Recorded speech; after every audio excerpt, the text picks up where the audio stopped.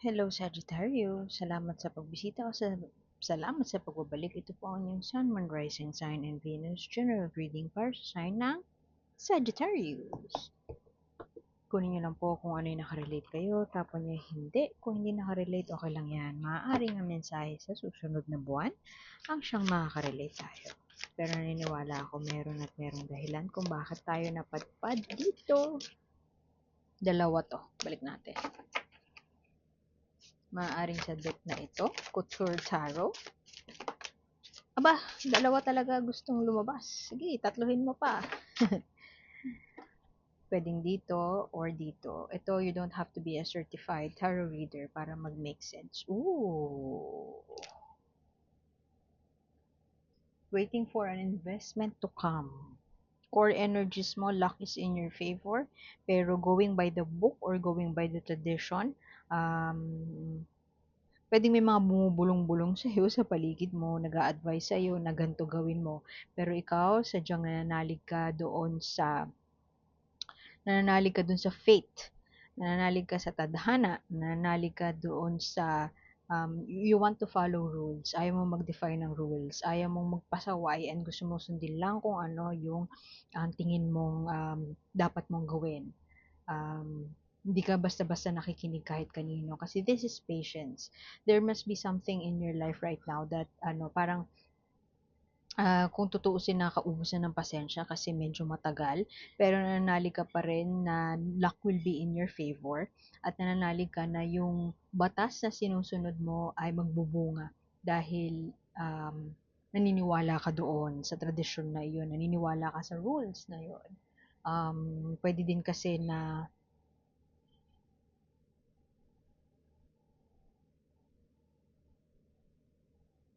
old school old school thinking kung aasarin ka ng mga tao sa paligid mo.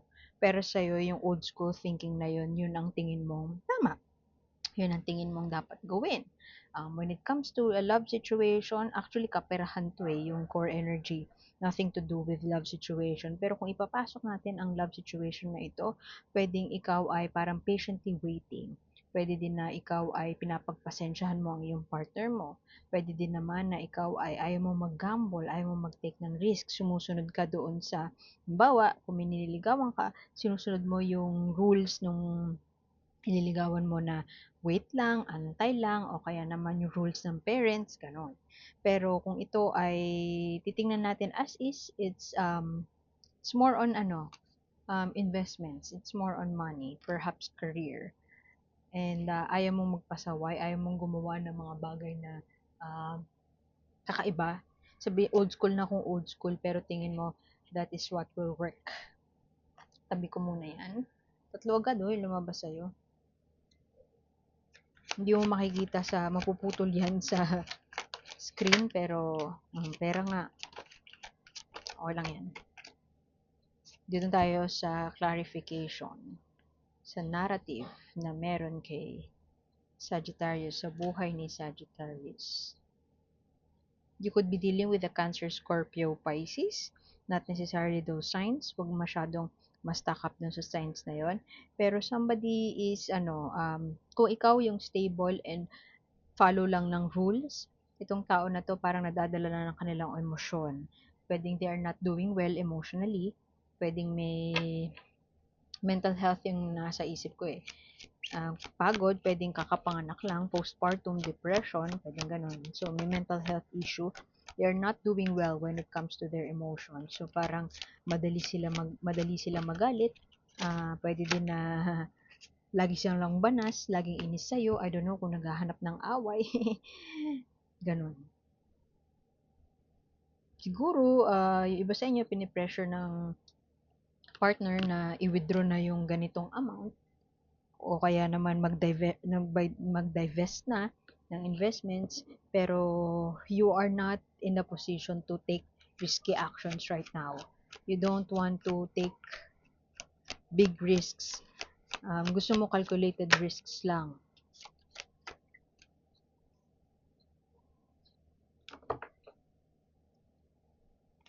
As a result, pwedeng yung partner mo ay napipikon na or nagtatampo. Nagtatampo kasi magkaiba kayo ng vision or hindi kayo aligned when it comes to financial goals.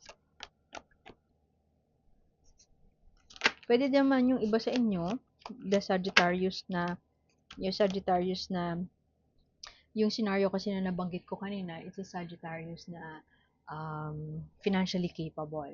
Yung iba naman sa inyo, pwedeng I could be talking to a Sagittarius na hindi financially capable and pinipressure na kayo ng partner nyo na magtrabaho, ganun. Pero kayo, parang meron kayong ibang tinatago na parang hindi pa ngayon yung tamang moment. Meron pa akong iniintay na something. Pero napipikon na yung partner nyo kasi parang ang dating sa kanila, hindi ka kumikilos, you're not doing anything to make things happen for the family. Somebody is trying to control yung decisions mo, and somebody is trying to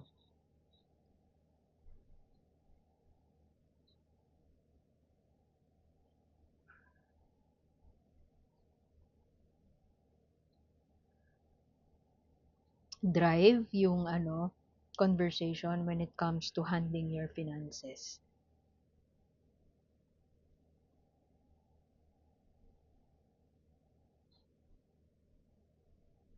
There's somebody,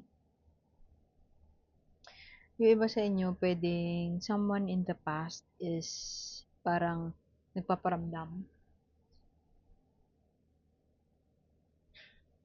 and you feel the need na makipag-usap sa kanila.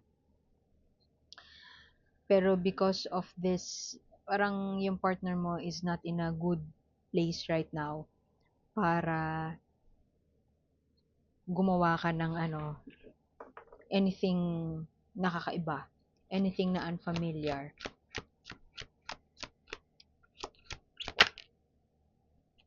Dalawang beses lumabas ang Wheel of Fortune. Very lucky si Sagittarius this June. Luck will be in your favor. Luck will be on your side. If there's something na you would want to, parang yung kutob mo, tingin mo yun yung tamang gawin, sundin mo lang yun. You run the risk of maging pasaway doon sa kutob na yun, hindi mo siya susundin. You might want to listen to your intuition kasi that is what will guide you towards the right path. Kasi you run the risk of parang maging indecisive ka, parang wala kang lakas ng loob or willpower na sundin yung path na tingin mo. Alam mo yun, ang ganda na nung opening kasi ito parang you will follow the rules. You will go by the book. You will live the tradition. Pero sa ngalan ng pag-ibig, ikaw ay mapupwersa na labagin ito.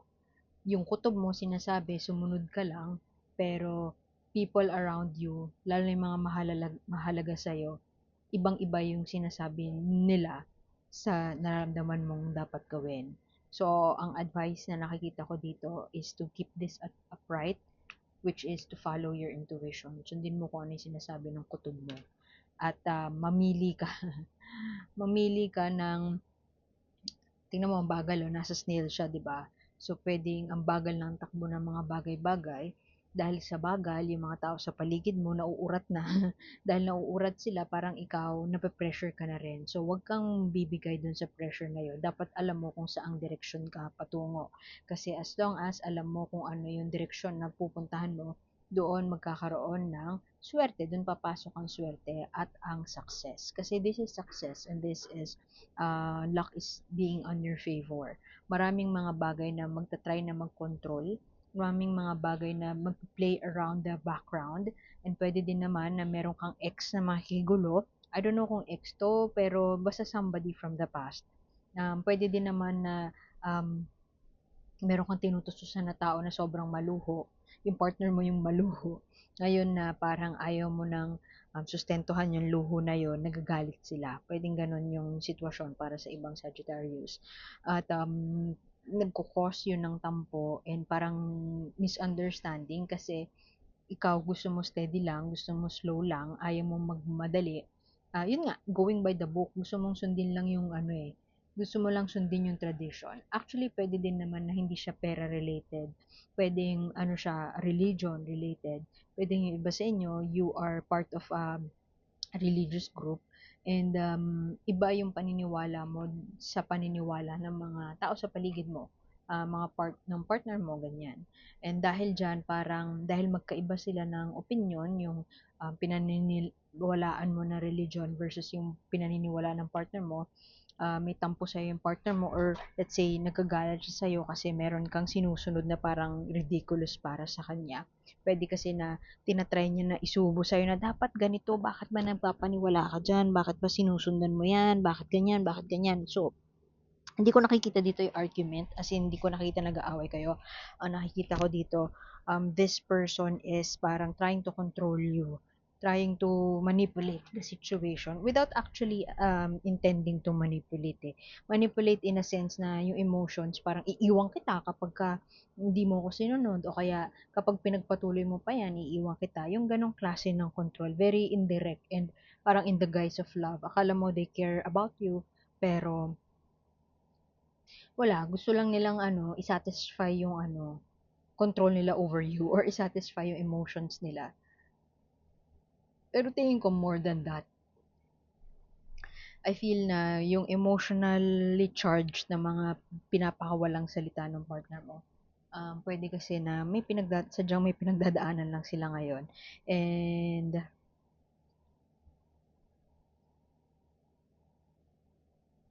pwede kasi na ano eh, yun nga, bagong panganak. Yung iba sa inyo medyo may postpartum depression siguro. Medyo hindi maganda ang sitwasyon ng emotions at ng utak, not because trip lang, pero it's more of pwedeng may trauma or pwedeng nga na yun, postpartum depression. Pwedeng ganun.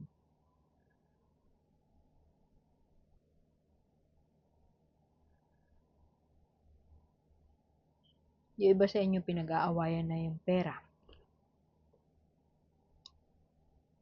May nakasanayan na lifestyle. Tapos nung nanganak, parang feeling niya pinagsakluban siya ng daigdig. Feeling niya hindi niya na magagawa yung mga ginagawa niya dati.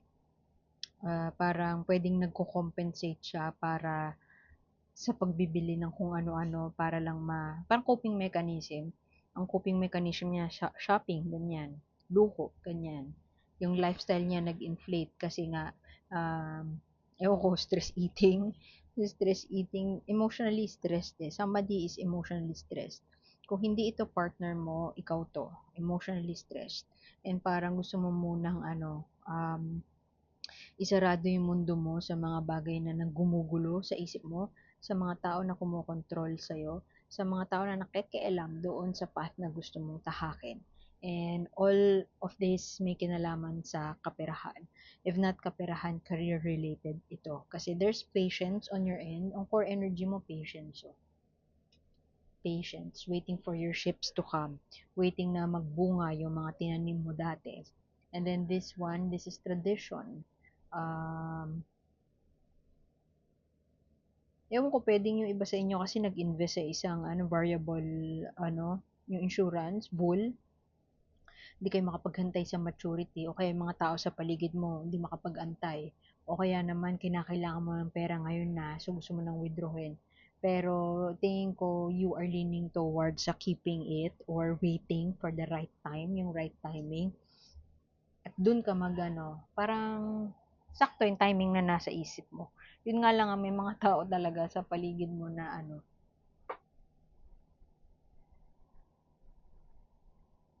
nag-a-attempt makialam or nag-a-attempt na kontrolin kung ano yung magiging desisyon mo.